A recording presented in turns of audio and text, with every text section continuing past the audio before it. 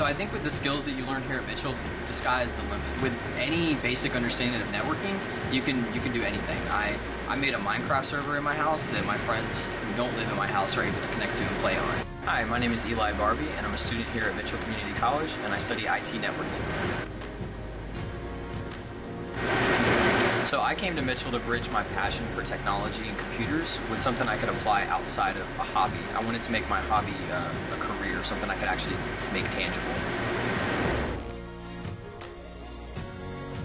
I definitely knew this was something that I wanted to do. I just didn't know how to go about it until I had met with one of the advisors here. And I actually came to one of the open houses here at Mitchell for the IT program. And I think when I saw what they were building and demonstrating, I knew that was something that I really wanted to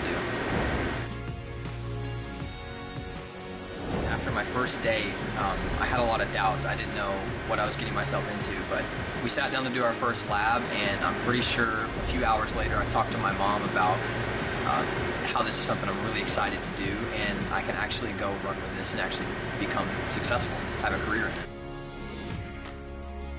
We built a local area network on our first day. Bob sat us down and gave us the bare bones that you need this to do this, and we had a group of us all sit down and kind of think together about what we needed to do to get it done.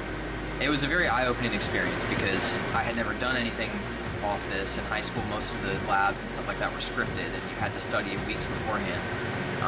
But that really gave me like a shell shock, like, well, wow, this is something I really want to do. So using the skills that I developed in about my first 2 semesters here, I met with my instructor and decided that I was ready to branch out and actually start applying for places. So he got me in touch with a tech recruiter locally, and I was able to get a role working at Lowe's Corporate through contract work.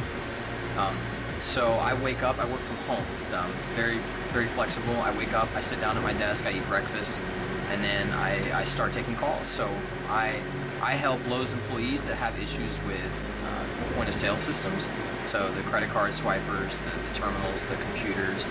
Anytime any one of those break, they call me. I help them fix it remotely and see what I can do from there. One of the most fulfilling things I see in waking up every day to do my job is that I still haven't graduated yet. So definitely being in this position that I am now, working full-time, and also still being able to attend Mitchell full-time, it's a lot on my plate, but it's definitely something that I feel like I was ready for. I had been rejected from a lot of different companies before getting the role that I'm in now, and now that I'm in this role, they're willing to work with my school schedule and help me get through the last bit of my education here at Mitchell, while also still working full-time remotely for Lowe's.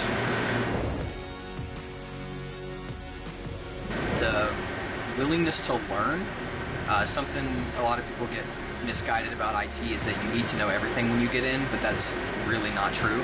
You don't need to know everything. As a matter of fact, my first day at work, I had no idea what I was doing. I definitely had the skills to learn and to observe and see what I needed to get done, but I did not know the equipment that I was troubleshooting at the time. I think one of the biggest traits that you need for my role is customer service, which you don't think about when you kind of think about an IT job, but I work from home and I'm talking to people that are working hourly at like a retail store. So these people, they're taking the time out of their day to call me for help with things that have broken in their store. So being able to service them and make them leave with a smile on their face knowing that something that didn't work before now does is definitely something I find gratifying. So here at Mitchell studying networking, we learn a lot about basic network troubleshooting. So when the computer isn't getting internet, how do you fix it?